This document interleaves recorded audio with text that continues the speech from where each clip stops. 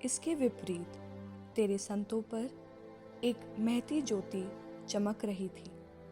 मिस्री जो उनकी आवाज़ तो सुनते किंतु उनका रूप नहीं देखते थे, उन्हें धन्य समझते थे क्योंकि उन्हें वह विपत्ति नहीं झेलनी पड़ी। मिस्री अपनी शत्रुता के लिए उनसे क्षमा मांगते और धन्यवाद देते थे क्योंकि वे अपने अत्याचारियों को हानि नहीं पहुंचाते थे।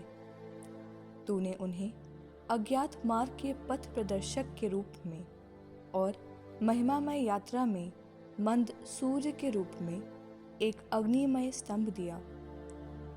मिस्री प्रकाश से वंचित होकर अंधकार के कैदी बनने के योग्य थे क्योंकि उन्होंने उन पुत्रों को कैद में बंद किया जिनके द्वारा संहिता की अमर ज्योति संसार को प्राप्त होने वाली थी। जब मिस्रियों ने संतों की संतान का वध करने का निश्चय किया था और जब एक शिशु की रक्षा परित्यक्त हो जाने के बाद भी की गई, तो तूने दंड के रूप में उनके बहुत से शिशुओं को छीन लिया और तेज जलधारा में उन सब का एक साथ विनाश किया। उस रात के विषय में हमारे पूर्वजों को पहले से इसलिए बताया गया था कि वे यह जानकर हिम्मत बांधें कि हमने किस प्रकार की शपथों पर विश्वास किया है। तेरी प्रजा धर्मियों की रक्षा तथा अपने शत्रुओं के विनाश की प्रतीक्षा करती थी। तूने हमारे शत्रुओं को दंड दिया और हमें अपने पास बुलाकर गौरवान्वित किया है। धर्मियों की भक्त संतान से छिपकर बलि चढ़ाई और पूर्वजों के भजन गाने के बाद उसने एकमत होकर यह ईश्वरीय विधान स्वीकार किया कि संत जन साथ रहकर भलाई और बुराई दोनों समान रूप से भोगेंगे। दूसरी ओर शत्रुओं की कर्कश चीख और मारे हुए शिशुओं के कारण सर्वत्र विलाप सुनाई पड़ा। दास और स्वामी दोनों को एक ही दंड दिया गया। प्रजा और राजा दोनों को समान दुख भोगना पड़ा। सबके पास एक ही प्रकार की मृत्यु के कारण असंख्य शव थे। उनके दफन के लिए जीवितों की संख्या पर्याप्त नहीं थी क्योंकि क्षण मात्र में उनकी सबसे प्रिय संतान का विनाश हुआ था। वे अपने जादू टोने के कारण अविश्वासी बने रहे थे, किंतु अपने पहलौठों का विनाश देखकर उन्होंने स्वीकार किया कि यह प्रजा ईश्वर की संतान है।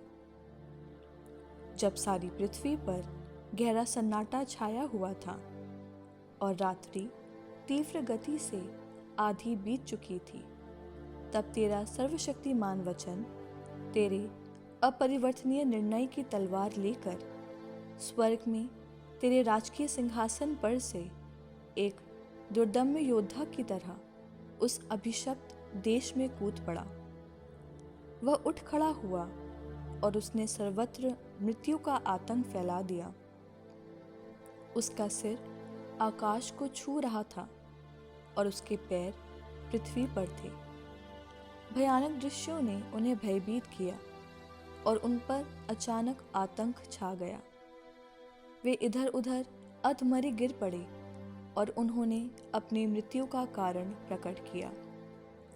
जिन दृश्यों ने उन्हें भयभीत किया, उनसे उन्हें यह पता चला जिससे अपनी विपत्ति का कारण जाने बिना उनकी मृत्यु न हो। धर्मियों की भी मृत्यु द्वारा परीक्षा की गई। उजाड़ खंड में बहुतों की मृत्यु हो गई, किंतु क्रोध बहुत समय तक नहीं बना रहा। एक अनिनंद व्यक्ति ने शीघ्र ही उनकी रक्षा की।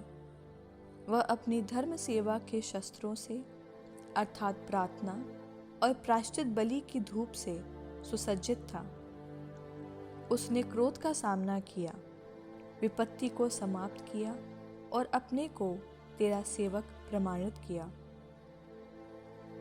वह शारीरिक बल या शस्त्रों की सहायता से विपत्ति पर विजयी नहीं हुआ, बल्कि उसने अपने शब्द द्वारा दंड देने वाले को पराजित किया।